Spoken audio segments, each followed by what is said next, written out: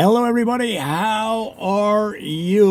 Why did these Republicans keep shooting themselves in the foot or in the feet?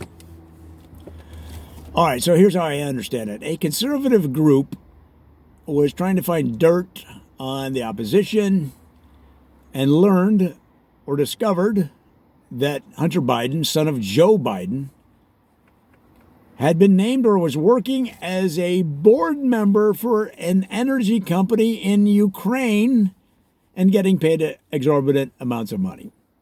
And they said, look at this corruption.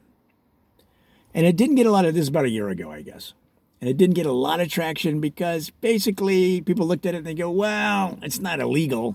So it kind of died.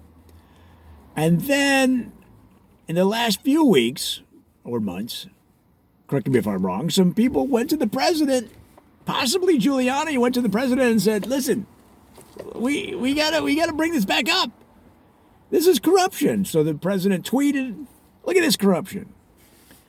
And it got wider exposure and people started talking about it. And during those discussions or just somebody said, hey, we're looking at this. And it looks like during various meetings in Ukraine, the president told them that unless they found dirt on Joe Biden, he was going to withhold aid. And that's an impeachable offense. And this is where the Republicans started shooting themselves in the foot. It's like, oh, whoops. And the president, of course, started tweeting like mad. And you could tell he was a little nervous about it. But at a certain point, I guess the government has to start impeachment inquiries at a certain point when looks like something is amiss. And that includes if it were the other way around, if it were a Democratic president. Okay.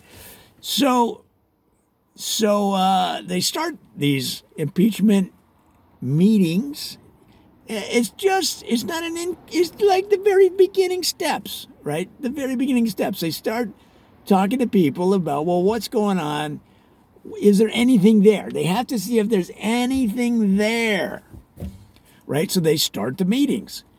And then a flash mob of Republican senators or congresspeople or both, Senate, House, Congress, whoever, comes storming down the hall and they go, this is outrageous. You are having closed-door meetings. You're not letting them see their accuser. This goes against everything that's American. We demand that you open these meetings. And it turns out that based on their whatever committees they're on or whatever positions they have or their qualifications or whatever roles they play in Washington, half those people were allowed to come in at any time.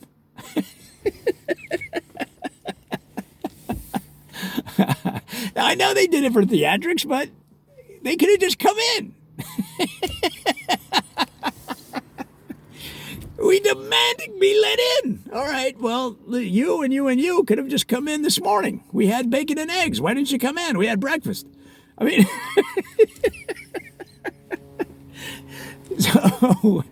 so then somebody in the flash mob said, this is outrageous. How are you doing this? These closed meetings. Who set these rules? And they said, well, it was you guys. The Republicans wrote the rules for those impeachment meetings. Why do they keep coming back? I just thought, well, this situation just keeps coming back on them and over and over. It's like playing against a top international tennis star. No matter how they hit it over the net, it came smashing back at 200 miles an hour, right? Every serve. They were getting clocked. They just couldn't get out of the way of the balls rocketing across the net. And case in point, and a cherry on top of this entire, in my opinion, comedic situation is that these Republican senators or congresspeople that flash mobbed the meeting, well, they all had their phones with them, as we all do at all times. Everybody has their phone with them at all times. But you can't walk into a national security meeting. National security.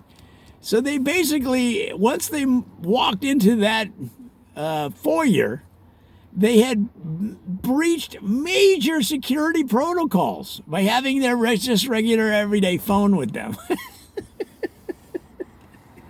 like what was there, like 30 of them? So let's say at least 20 to 30 instances of a major security breach just by walking in without getting checked, just by storming in, without going through security or whatever. I mean, come on, that's hilarious. It's serious, but it's hilarious how they just cannot get out of their own way. There you go.